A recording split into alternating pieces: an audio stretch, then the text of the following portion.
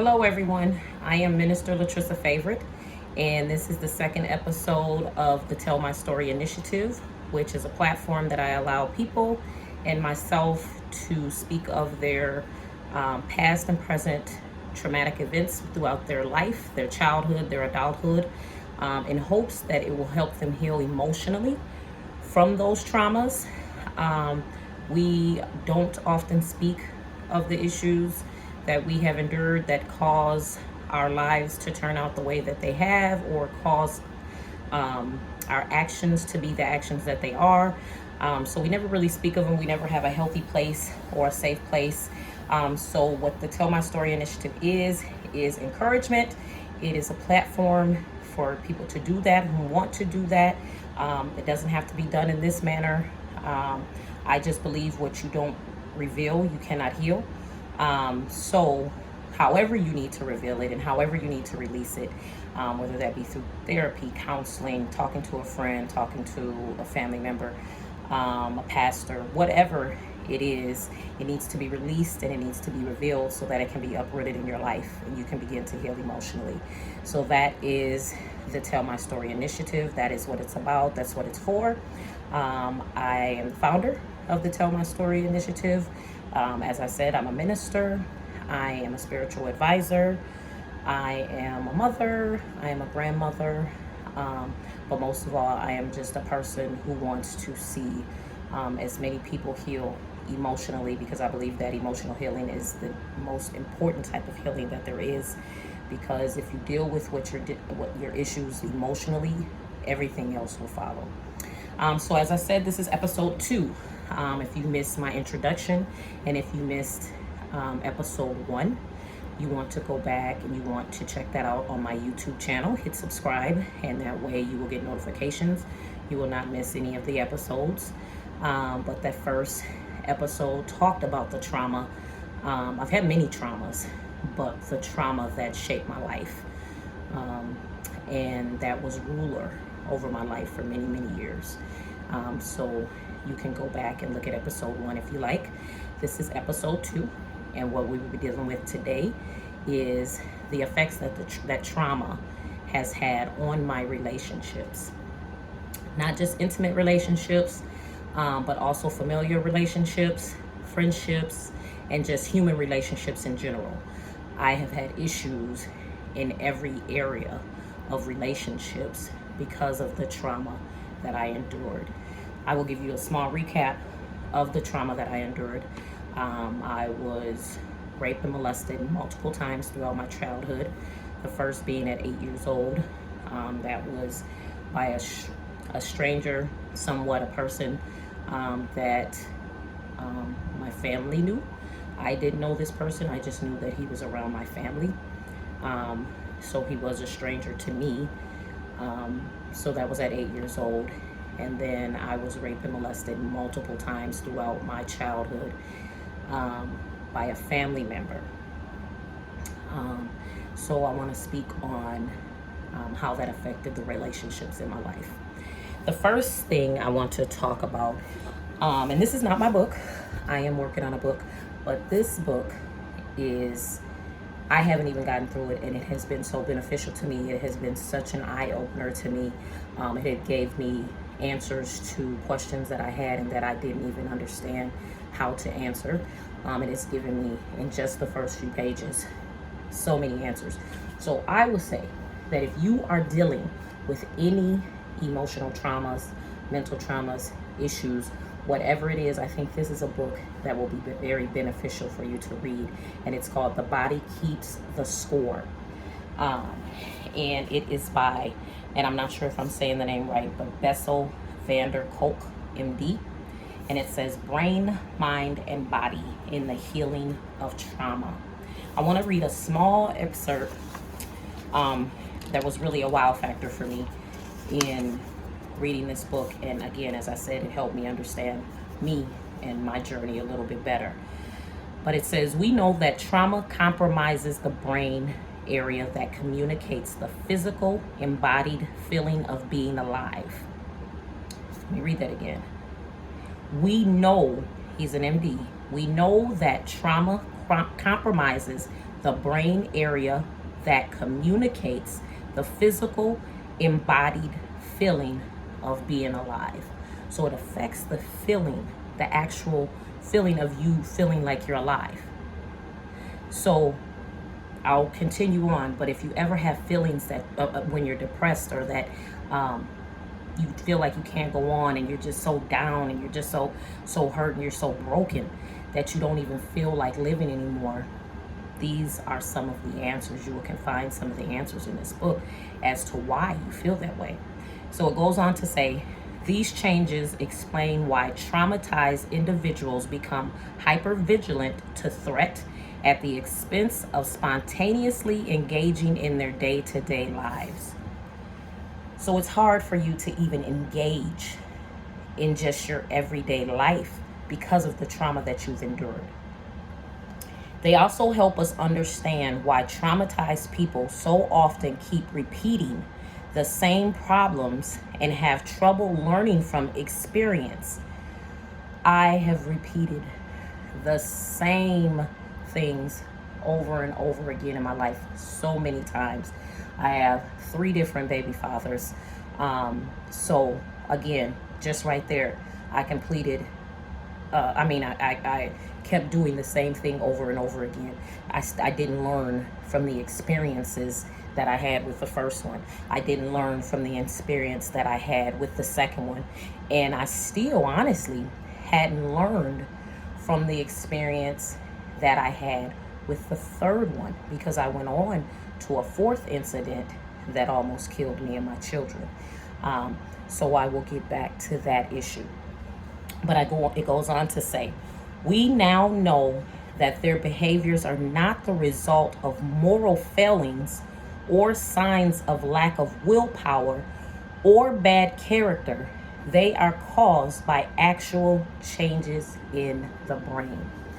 So a lot of times we judge people on their actions and what they're doing, whether it's the young gangbanger out here robbing, killing, stealing, whether it's the young girl out here promiscuous, whether it's the mother who doesn't have great parenting skills, the father who has left his children. No matter what it is, we tend to judge them on a moral level. We think they have no morals. We think they have no values.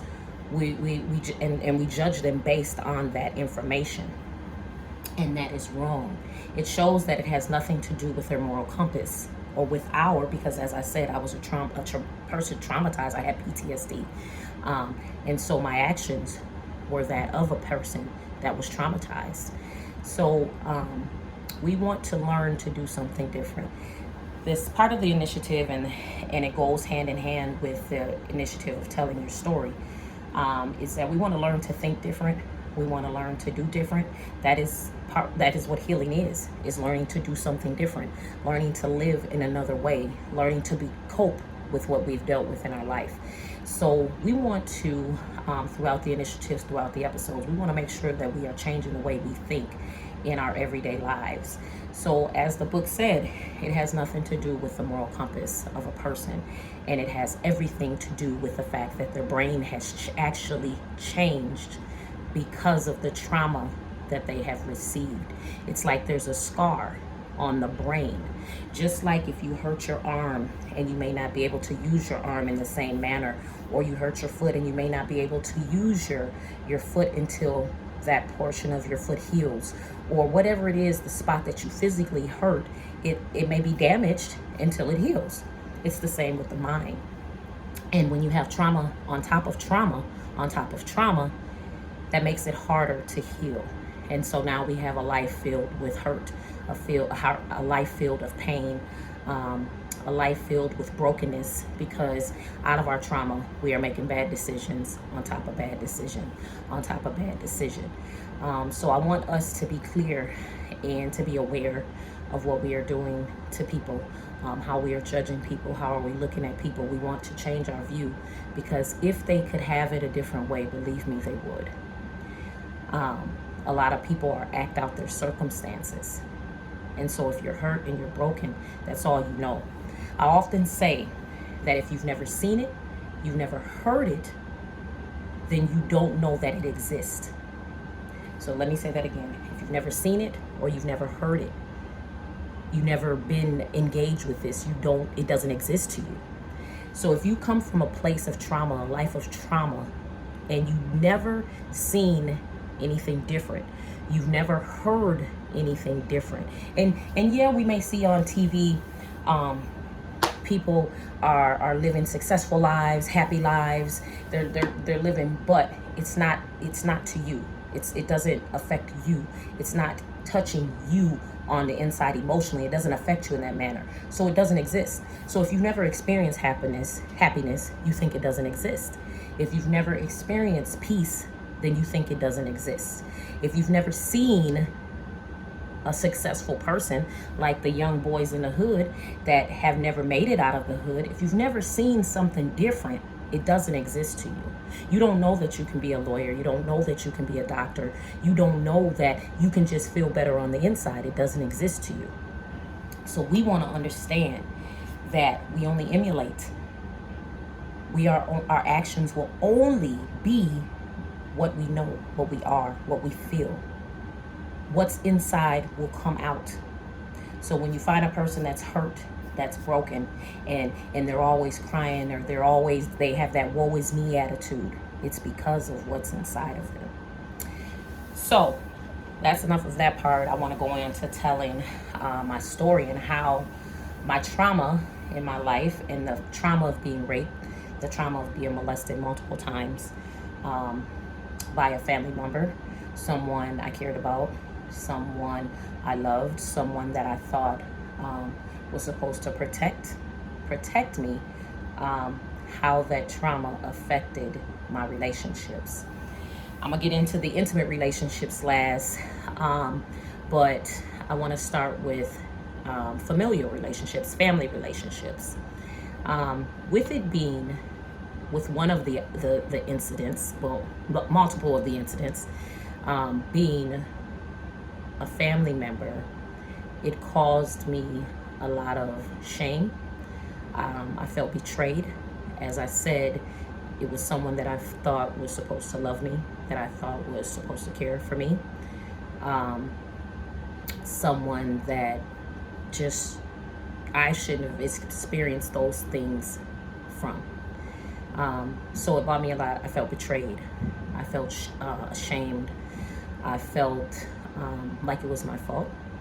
Again, if you look at episode 1, you will see why I felt that it was my fault, because when I was 8, another family member told me that I got raped and I was being fast. So there was a lot of shame and betrayal that came from these acts of rape and molestation. I also, not only did it affect my relationship with family members, with me, my feelings, but it affected how I interacted and acted with them. I was very standoffish with a lot of people. I felt like my family were snakes, and I even resented my father for a lot of my life.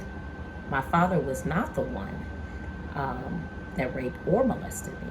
My father was actually very, very, very loving towards me. But the part that made me resent my father was, one, just simply because he was a man, and there was nothing that he could even have done about it. But it gave me a complex about men. I knew that I was not gay or bisexual or homosexual. I knew that I liked men, but I still had a complex towards all men, especially men that had authority over me, because I didn't trust them. Again, not because they were the ones that did it to me, but again, the trauma that was imparted into me because of the acts, and that it came from a man, and that it came from a family member. I was resentful towards my dad, that he was a man, and that I had to deal with him my whole life as a man. I also had a lot of resentment towards my father because he was a very strong black man, a very stern black man, a very no-nonsense black man. And I needed him to be a little more softer with me. But I came to realize years later in my adulthood that he was only acting and being the way that he knew how to be based off of the things that had happened in his life and the trauma that he endured in his life. But I didn't know that growing up. So I resented him. I loved him, and I knew he loved me, and he took care of us. We didn't want for anything. I never wanted anything I wanted, I got. But in the natural, the material things, anything I wanted, I ever got. But I never got what I needed emotionally. I needed help. I needed to be healed. And I found myself resenting my parents, more so my dad because of him being the man, but both of my parents because he wasn't soft enough with me. He didn't know what I had been enduring. He didn't know what I was going through. And so while he was that tough, no-nonsense father, it just made me look at him as being another man who would let me down, that was my protector, supposed to be my protector, that was not, because he was being so stern and he was being so no nonsense.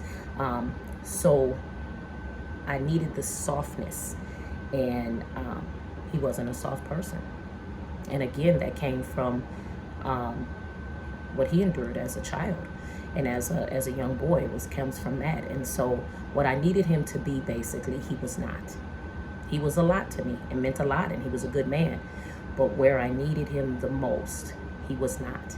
And I'm not angry at him. I was for a long time because I didn't understand. But I'm not angry at him. My father is no longer here, and I'm thankful for the father that I did have because I've learned so much from him. But even more so, what I've learned is that we need to heal, because my father passed away with a lot of trauma that was unhealed in his life that had never been dealt with. So even more so, it made me want to start the initiative to tell my story, because I wanted to break the curse, number one, and I wanted to be different, and I want to leave a legacy of emotional healing. That's what I want to leave. That's what I want my legacy to be, is that we are emotionally healed people, and that we can be emotionally healed people. We don't have to be unhealed, and we don't have to live out our circumstances. We don't have to live a life of our circumstances and of brokenness and a lack of peace. We don't have to live that way. So I am definitely thankful for my father, but those are some of the things that in that relationship with my parents was very hard for me. My mother was a very soft person, but I was still too afraid to tell her what was going on with me because of how it would affect the other person, the culprit. And I didn't want to see her cry. I didn't want to hurt her.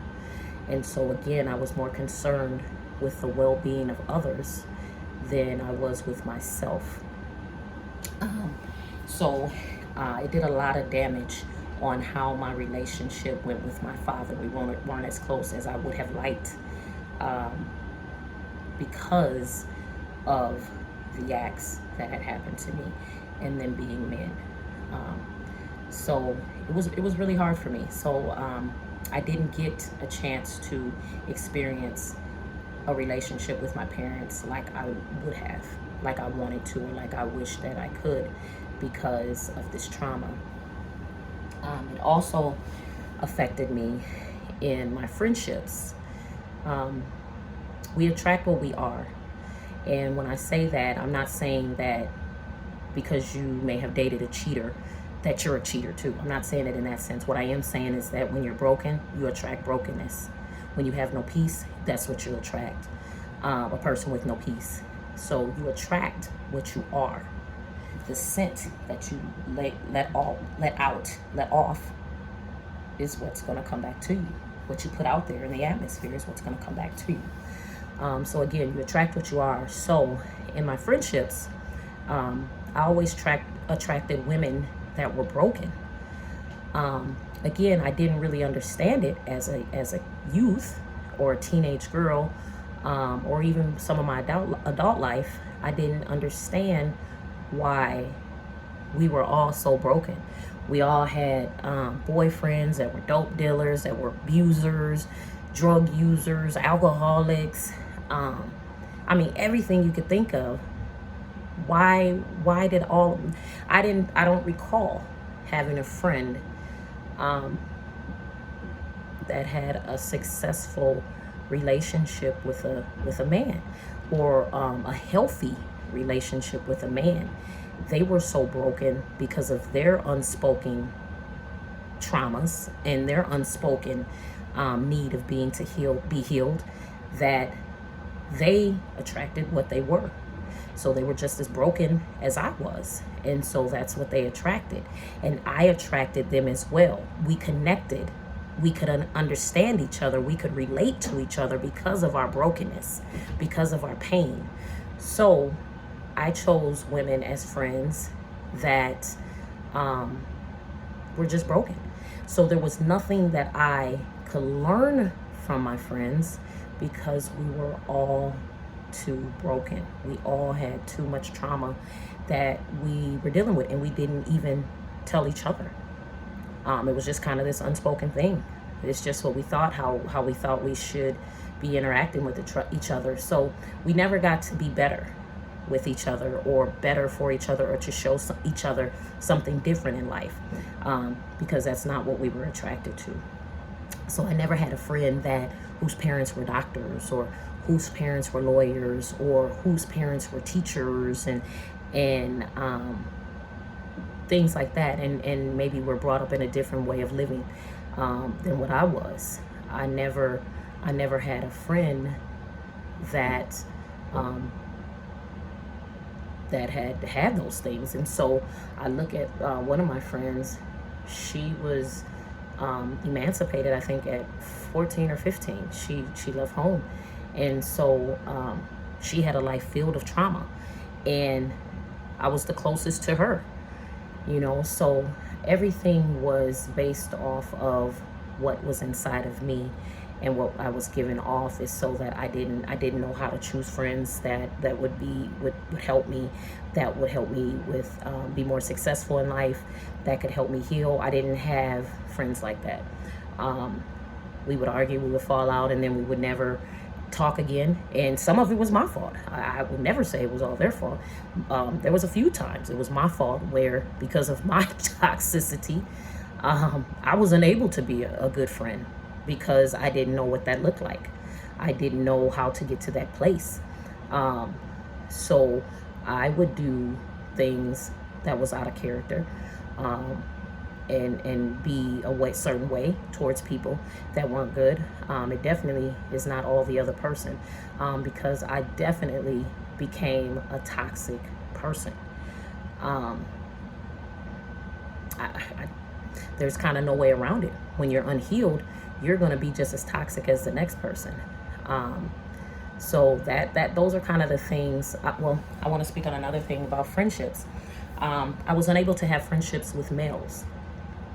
One, I didn't trust men. I felt all men had a motive, and their motive was to have sex with me, or to in some way abuse me or misuse me. But again, I knew that I liked men, but I didn't know how to just be a friend. So any man that I would encounter, talk to, or just try to be a friend, I would think they all wanted to sleep with me. I would think that they all had a motive, and some of them I would sleep with, honestly.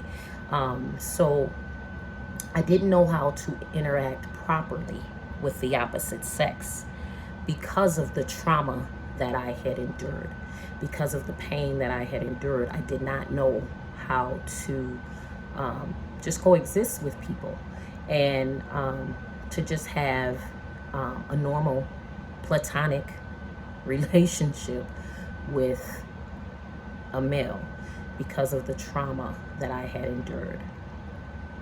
I want to go also to that goes in with just plain human relationships with people. I had a chip on my shoulder all the time. Somebody looked at me, what are you looking at? I just felt that someone was always out to get me. I felt that everyone had a motive, and it was the wrong motives. I don't care if you were female or male, you had a motive, and it was the wrong motive when it came to me. I felt that you wanted to get me caught up in something. You wanted to take something from me, whether it was sex, money, whatever the case may be. Even at work, I looked at my bosses as, oh, you're just trying to talk down to me because I'm black, or because I'm this, or because I'm that. And it was even harder with a male. I didn't know how to follow at any point, because I was too scared to follow. I was too traumatized to follow. I was scared to be vulnerable. I couldn't be vulnerable to people because of the trauma that I endured. I felt that if I became vulnerable, then people would take advantage of me. So I had this hard exterior. I'm a very mild, meek person, and I've always been that. But I had to put on, as I said in my last episode 1, I had to always wear a mask. And I wasn't going to let anybody do what had happened to me in my childhood. I wasn't going to let anybody treat me that way. I wasn't going to let anybody treat my children that way when I started having kids. That's another thing. The way that I looked at life and the way that I felt about things affected the relationships that my children now have as adults. They didn't know how to just be in a group and speak to people, or they were kind of laid back and standoffish because I was so fearful of them going around my certain family members, or especially men. I was so fearful of that, to let them go to any family members' houses. I lived my whole life with fear, so I raised my children out of fear, and so I kept them very, very close to me, and so they didn't know how to interact with people, and so that has affected them in their adult life. They're a lot better now, but I had definitely seen the journey that they were on, trying to learn how to speak to people and not feel shy or feel timid, or how to interact with people who were bullies. They didn't know how to interact with people because they were always with me, because I was so fearful of what would happen to them if I allowed them to be around my family, or if I allowed them to go to their friend's house from school, what the parent might do to them. I was very, very cautious, and so I kept my children very close to me, and that not only affected my relationship with them, it affected the relationship that they have with people. So it affected the relationship with them, because I never got a break from my children, so I was always angry. I was angry from the trauma that I had endured. I had become a fighter. So I wanted to be in control all the time. So instead of trying to instruct and teach your kids, I tried to control my kids. So that is something that was hard for me to let go and hard to break, was the fact of that you have to instruct and teach, not control. And I didn't even learn that until they got older, almost adults. And I still struggle in that sometimes, where I'm trying to instruct and teach them something, and I find myself getting angry because they may not do it the way I want, or they may not get it the way that I would think they should get it.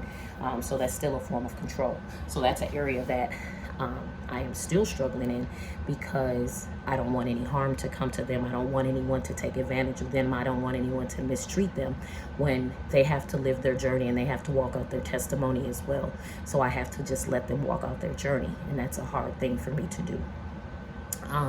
As I said, because of the trauma that I endured, I became a fighter. I wanted to fight all the time, whether it was male or female. I remember my dad having to come to the high school or when I was in junior high, because I was a fighter. I just fought all the time, and nobody understood. Nobody even took the time, not a teacher, not a parent, not a counselor. No one was aware and looked at the signs of what would make a child, a teenager, just want to fight all the time. That's not natural. That's not normal. So what is making them feel that they need to fight and be that way? Nobody ever looked at that. So that leads me into my intimate relationships. I've had multiple intimate relationships. Um, I don't even know how, I can't even count, honestly. And I'll be honest when I say that. We can only heal from truth. We can only heal from truth. If you keep lying to yourself, there will be no real healing. So we have to be truthful. And so I want you to know I'm speaking the 100% truth. I've had so many intimate partners I can't count. I don't know. I pray every day, and I'm thankful every day that I never had diseases, that I don't have AIDS, that things that were just with me for the rest of my life. God has been very gracious towards me. His mercies have really followed me my whole entire life, with no diseases, nothing that is lingering on, none of that. So I'm very gracious, and I'm very thankful for that. But I've had multiple relationships, but I want to speak on 4 of those really relationships, and I don't want to go too long and make the video too long, but I want to speak on 4 relationships in my life that really were lessons learned for me. The first was my oldest children's father. He was older than me. He was a drug dealer at the time. He was way more experienced sexually. Again, if you listen to episode 1, I thought that only older men were interested in me because of the trauma that I endured. I thought that only older men were interested in me, so he was a lot older than me. I lied to him about my age. I was 14 years old, and he was 26, I believe, and I was 14. And again, he had experienced life different from me. He was from another state. He was from Milwaukee. And he was here. He drove an Audi. He had a lot of money. So all those things were very, I was interested in. And so through that, I learned a lot of things that I shouldn't have learned at the age that I did learn them. I had started selling weed at that point in my life. I was 14. I had gotten pregnant by him.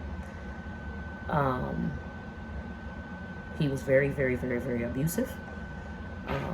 Very abusive, again, because of the trauma that he had endured in his life that had not been healed, had not been dealt with. So he was very abusive. I remember there was an incident at a hotel.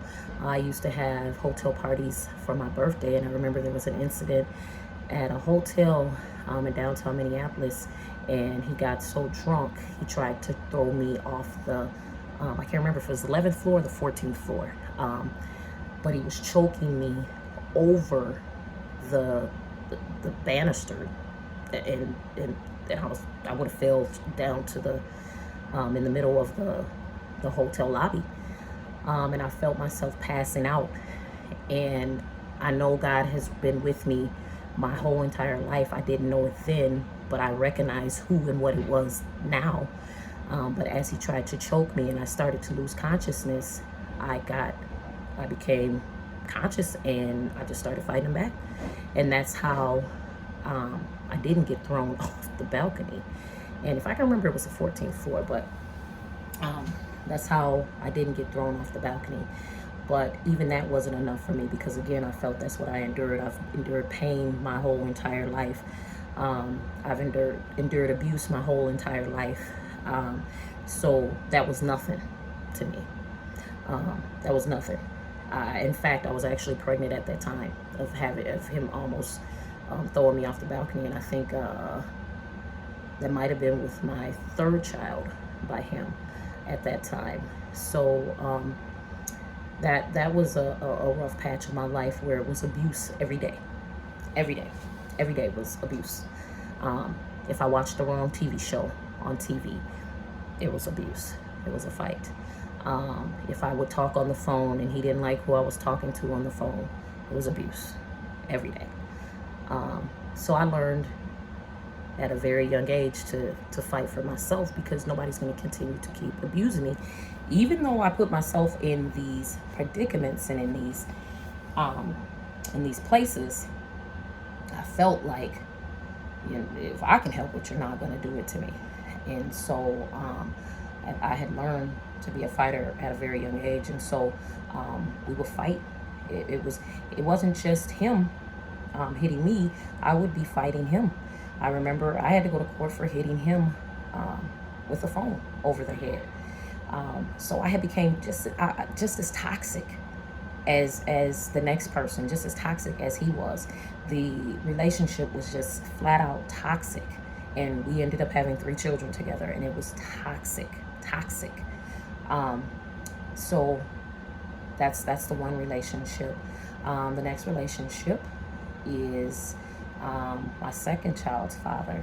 That was a very traumatic, which added more trauma, and so did my first children's father add more trauma to my life on top of the trauma that I had already endured. This relationship was very, very traumatic.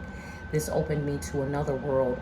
This was a world of drugs and addiction and addicts.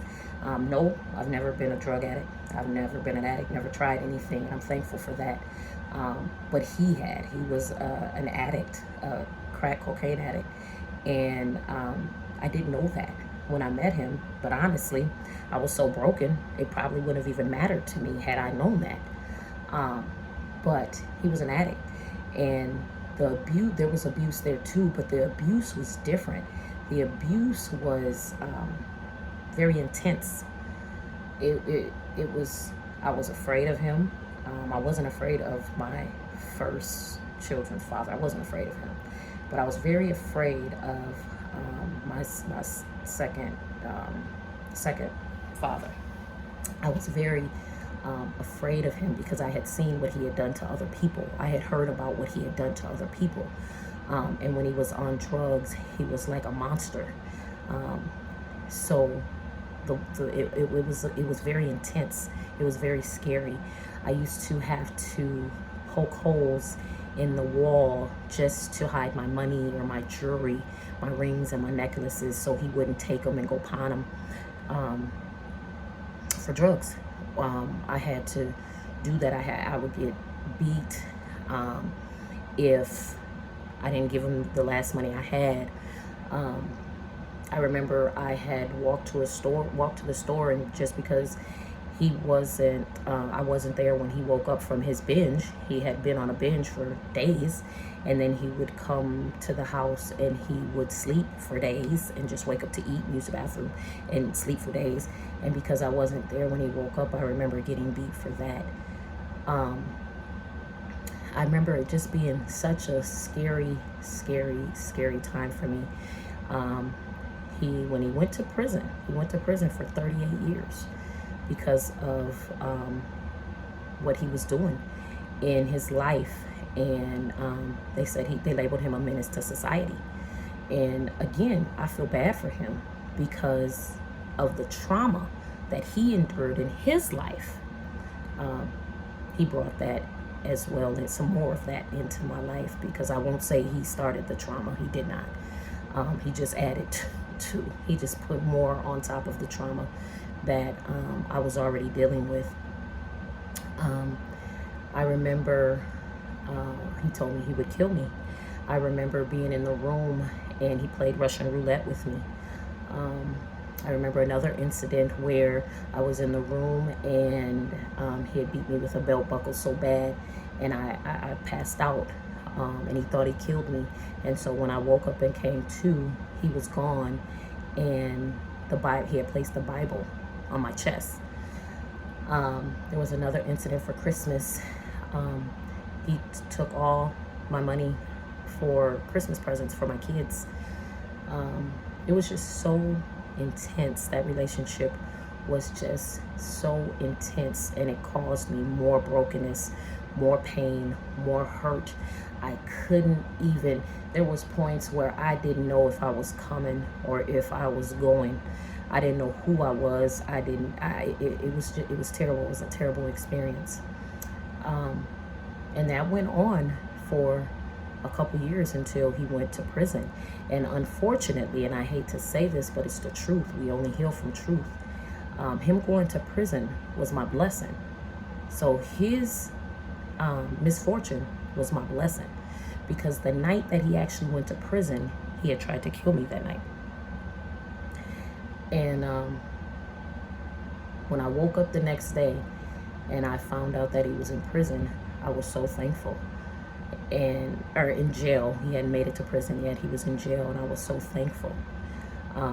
But the crazy part about it is, I still, because of the lack of understanding, the confusion, the toxicity, all the brokenness, the lack of confidence, the lack of faith, the lack of hope, just the lack of everything, because of that, even while he was in prison, I still dealt with him. I didn't have the strength. I knew I didn't want to be with him, and I didn't want to deal with him. But I still went on to even marry him. I was that broken. I was that confused. I was that hurt. I still dealt with him throughout probably the first year of him going to prison. I still dealt with him. But at that time, I had started going to church. And I'm not going to say church worked for everybody, but for me, it worked. It made me start seeing something different. It made me start to hear something different. It made me start to feel different. And so I started looking at the situations in my life, and even the situations that I put myself and my children in. It made me start to look at them a little different and to see things. And at that time, I started to uproot a few things. But before we go that far, during that time, there was another relationship with a guy after that, which was the last father of my child. He was an alcoholic and a drug addict, and at that time he was a recovering drug addict. So he wasn't doing drugs as much. It was more liquor for him. So there was no physical. There was once, and when I fought him back, he never tried it again. But the emotional and the mental, my hair had started to fall out in the middle of my head, because I was so stressed out. If I had $2, he wanted it to go buy the cheap liquor from the store. I couldn't keep anything while I was with him because he always wanted it for liquor. So I had to deal with an alcoholic. I had to deal with everything that came with an alcoholic. The craziness, the arguing, the fights, not the physical, but the arguing and those type of fights I had to deal with constantly, because I didn't give him this money, or because I didn't have that or this. And it was also a terrible experience. And after that relationship, I went into a relationship with a guy that I knew for a very short period. Should have never, ever talked to him. Should have never even gave him the time of day. Should have never moved him into my home with my children. So when people see me or hear me talk about women, be very selective about who you have around your kids, because you don't know who you're bringing around your kids. You don't know their traumas. You don't know their struggles. You don't know their issues. You don't know what they're dealing with internally. And some men actually prey on you so that they can prey on your kids. So you have to be very, very selective and be healed in making decisions in your relationships. If you're an unhealed person, if you are unhealed from traumas and tragedies, I say don't even get in a relationship, because your choices and your behaviors will be that of an unhealed person. An unhealed person can't make a healed person decision. And we need to really understand that. An unhealed person cannot make a healed person decision. So you're always going to be making unhealed decisions if you're unhealed. So you have to be very, especially when you have children and it's your job to protect them and to keep them safe and to monitor who they are around and what they see and what they go through. You have to be very healthy. You have to be very aware. You have to make good decisions because they can't make them for themselves. So you have to be the one to make those decisions for them. So I say, if you are unhealed, if you are dealing with traumas, deep-rooted traumas, and they are not uprooted yet, you haven't gotten to the root cause of your traumas, stay single. Stay single. It will stop a lot of extra trauma being added to your life. Just stay single.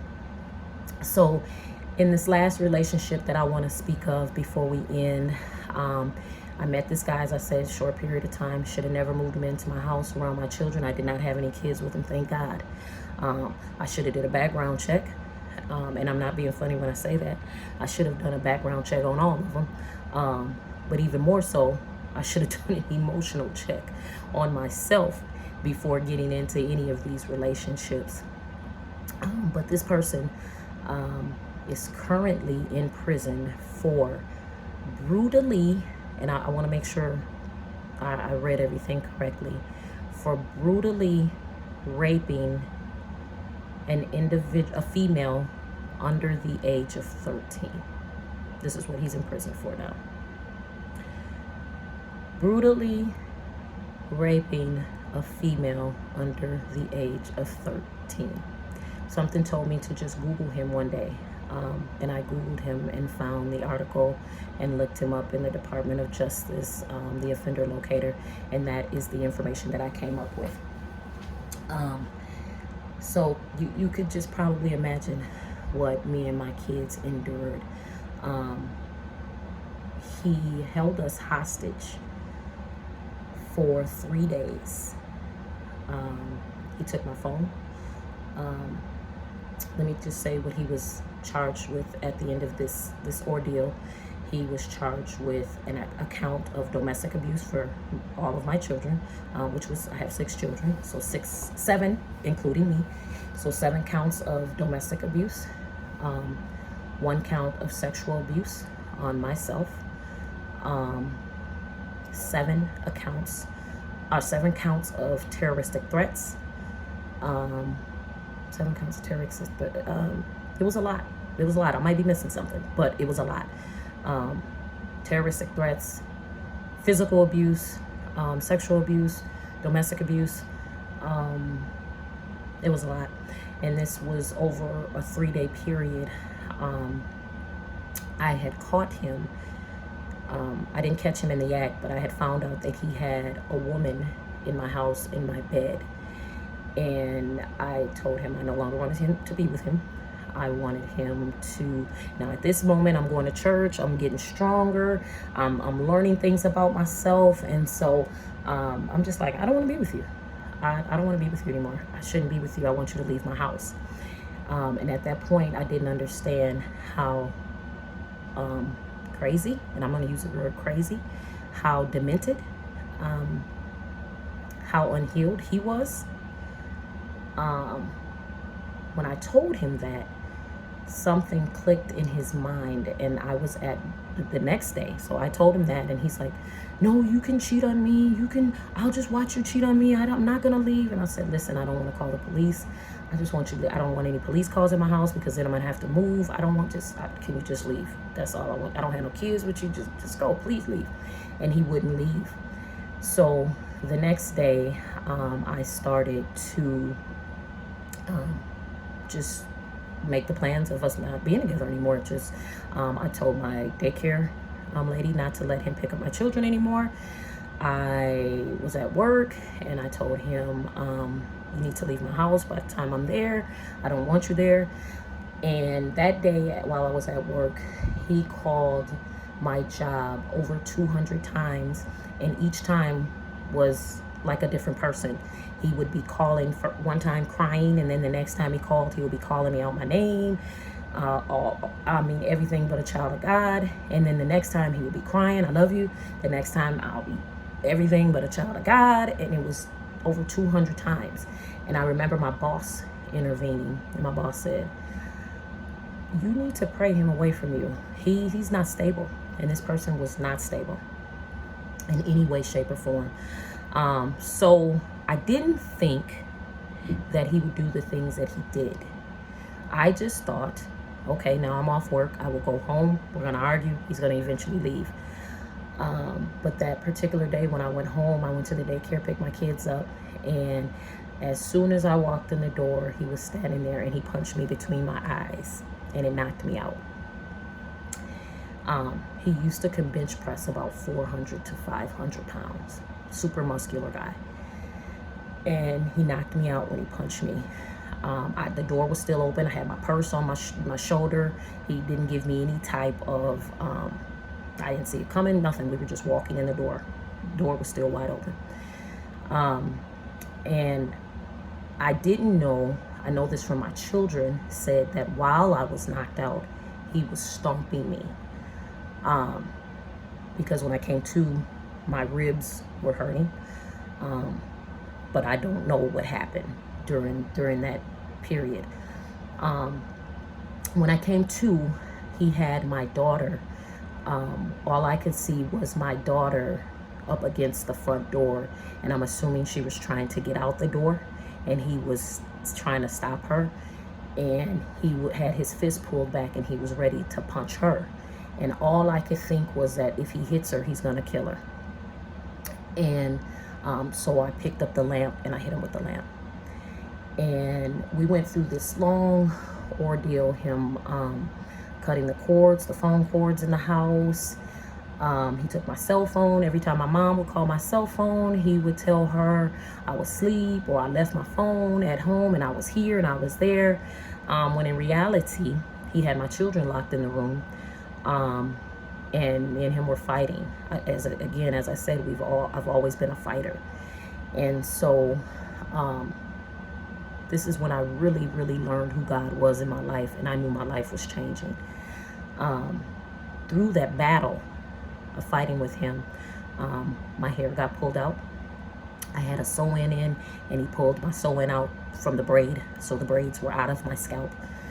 My son, and I'm so thankful again, because again, these are the things that my children had to endure because of my bad decisions and me being unhealed. These are the things that they had to endure. I remember my son grabbing a knife and running towards him and saying, I'm gonna kill you. And he took the knife. He overpowered my son, of course. He was young. He overpowered him, but I think back now and I say, what if my son would have killed him at that young age? Now he has to live his life with taking the life of somebody else. Or what if he would have killed my son because my son came at him with a knife? Things like that. So my kids endured a lot because of my choices and because of me being unhealed from the traumas of my past, of my childhood.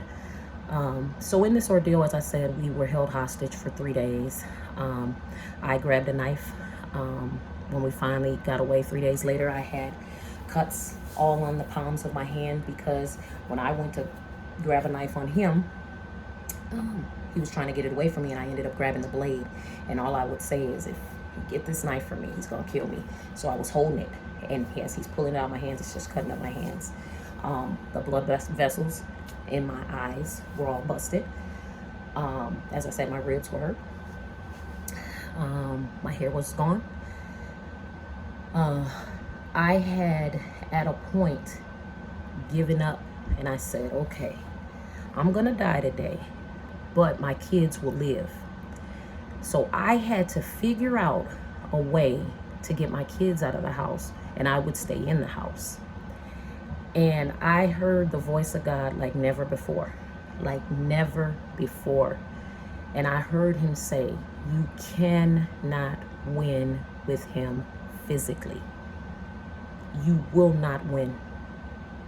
He said, be smart. Use wisdom that has always been there within you. And I stopped and I said, okay, let me stop fighting. So I physically stopped fighting him. My kids are locked in the room at this moment. And when you go up the top of the stairs, one of my kids' room was to the right, which was the room he had my kids locked in. And then my room was to the left down the hall a little ways, but you can see right into each room. And he would say, I just want to have sex with you.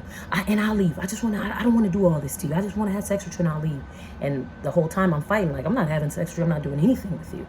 And so I finally said, okay, I'll have sex with you. I said, but first, let me go in the room and talk to my kids. You go in the room and sit down and get ready and let me go talk to my kids. And as I went in the room, I told my daughter, my oldest daughter, I said, when I close my bedroom door, you get your brothers and sisters, you go out the door, go across the street to your teacher's house. I said, and you don't come back in this house for any reason. You don't come back in here at all. I said, you stay out there until the police come. I said, leave the front door wide open so the police can get in. I said, but as soon as I close my door, you go. And she said, okay. And so I remember walking down the hall, and I remember going into my room with him, and I closed the door, and I'm standing at the door, and I'm stalling, giving my kids time to get out. And I don't know how long I was in the room. Seems like forever, but I don't know. And so I'm talking to him like, why are you doing this? And this, and just trying to say anything to him to get him to calm down. And when I thought the time was right, and I believe that was the Holy Spirit that told me you can do it now. And I just opened the door, and I just took off running, and I'm running down the stairs, and he's chasing me. He's behind me, and I run into the arms of a police officer. And that ended our ordeal that lasted 3 days. Now, I didn't say everything that happened. I just gave some of the parts, but it was a very, very traumatic ordeal for me and my children. Even when my children went back to school and the police came, the detectives went to the school to talk to them and to interview them. They thought he was there to get them. So they took off running out of the school because they thought that it was him coming to kill them. And so I say that to say that, and I'm just going to add this in, this has nothing to do with the fact on relationships, but when we see our kids act out, and even at school when our kids are acting out, they thought my kids were just being defiant, running out of the school, but they were terrified. They thought that they were about to die. So there's a reason behind everything. There's a reason why everyone acts the way they act. There's a reason why everyone does what they do. So I think that as human beings, as people, it's not just the teacher's job. It's not just the parent's job. It's just a job for society. It's to just be aware of what you're seeing and what's going on before you. Don't be so judgmental, because you never know what anyone has endured or anyone has went through. So again, these are the effects that the trauma of being raped and being molested as a child, up until about, I think I was about 12 or 13 years old, from 8 to 13. Those are some of the traumas in my relationships and how I interact in relationships, and how I did interact in relationships, because I'm in a very, very, very healthy, loving relationship at this point in my life, and I'm grateful and I'm thankful for that. And that only came with healing. Had I not healed, I wouldn't be good for him at all. And had he not healed, he wouldn't be good for me at all. So I only found a relationship that is healthy after I got healthy. And so, again, I say, before you get into any relationship, be healed, because especially if you have children, because you're not only, this is not only about your life, but it's about the life of your children as well. And so these are the effects that the trauma had on me. And again, I tell you this story not to just be putting my business out there or telling my business, but I'm so transparent, and this is the gift and the ministry that God has given me. It's okay if there's backlash. It's okay for me. It's fine. I'm okay. I'm okay with that, as long as it may help somebody heal. As long as it helps one person heal, then I've done what God has asked me to do. So I hope you enjoyed this video. I hope you can take some of these things in this video and you can heal from what I have said. I hope that this video changes the lives of some people. I hope that this video lets someone know that they are not alone, that they are not the one that have experienced these things. I want them to not feel shamed because of what they went through. They have nothing to be ashamed of. They are not the only one. And if we stop being quiet, then we can be a beacon of light for someone else. We can be hope for someone else. We can be peace for someone else. We can be an ear for someone else. So if we stop being ashamed of what we went through and to just allow it to heal and to help, then we'll be a lot better off. And so will our sisters and our brothers. We'll be a lot better off. So again, I will be doing more events. There will be another episode. Episode 3 will be next Sunday. There will be other events. There will be conferences. I'm also going to do a Zoom chat where we just drink coffee and we just chat. We chat about whatever you want to chat about. It's called Chat with Latrissa Favorite. And we can talk about whatever. If you just want to cry, whatever it is, we're going to do it. But everything that is going to happen within this initiative is going to be geared around us healing, because we're going to always need continuous healing. There's going to always be something that happens in our life that we have to heal from. But those deep-rooted issues, those deep-rooted traumas, we need to uproot them ASAP, in a hurry, quickly, fast. They need to be dealt with, so that we can live an abundant life, so that we can live a healthy life, so that we can live a healed life. That is my hope. That is my care. That is my concern, is that as many of us live, men, women, boys, girls, black, white, green, purple, I don't care what nationality you are. I don't care what sex you are.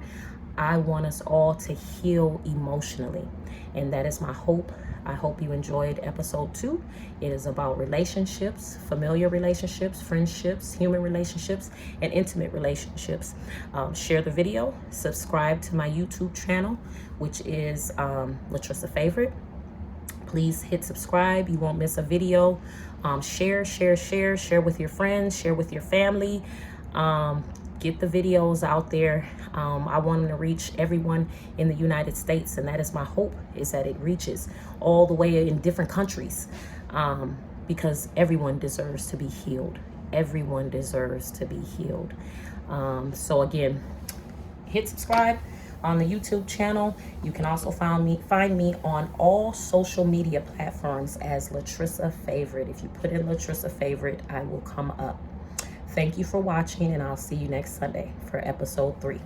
Bye-bye.